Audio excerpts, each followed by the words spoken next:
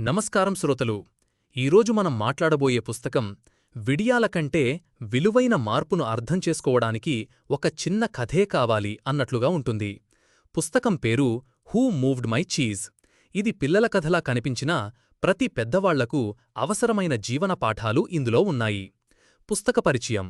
ఈ కథలో ఉన్న పాత్రలు: స్నిఫ్, మార్పును ముందుగానే గమనించే వ్యక్తి; స్కరీ, మార్పు జరిగాక వెంటనే స్పందించే వ్యక్తి; హెమ్, మార్పును భయపడి దానిని అంగీకరించని వ్యక్తి; హా, మార్పును ఆలస్యంగా అర్థం చేసుకుని దానితో ముందుకు పోయే వ్యక్తి.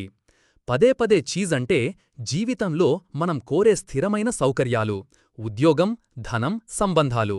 కాని ఓ రోజు వాటిలో మార్పు వస్తే హూ మూవ్డ్ మై చీజ్ అని అసహనం చెందుతామా, లేదా మార్పును అంగీకరిస్తామా? ప్రధాన పాఠాలు: 1. మార్పు అనివార్యం.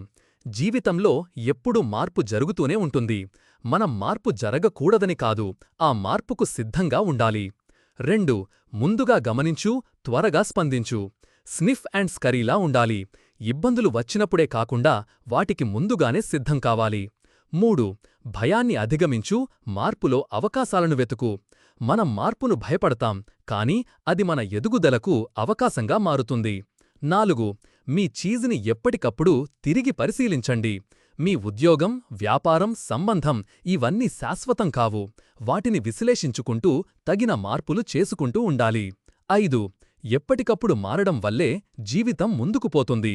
మార్పు అనేది అనుకూలంగా ఉంటే మనం అభివృద్ధి చెందగలం. మనకు కావలసింది స్థిరత్వం కాదు, జీవితం కొనసాగేందుకు మార్పును అంగీకరించడం. తెలుగు శ్రోతల కోసం ఎందుకు అవసరం?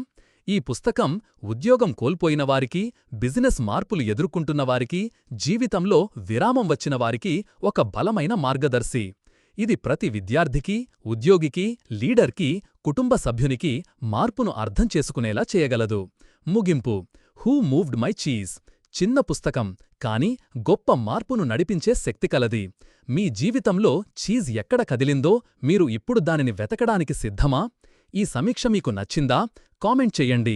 మరిన్ని పుస్తకాల సమీక్షల కోసం మా ఛానల్ను ఫాలో అవ్వండి.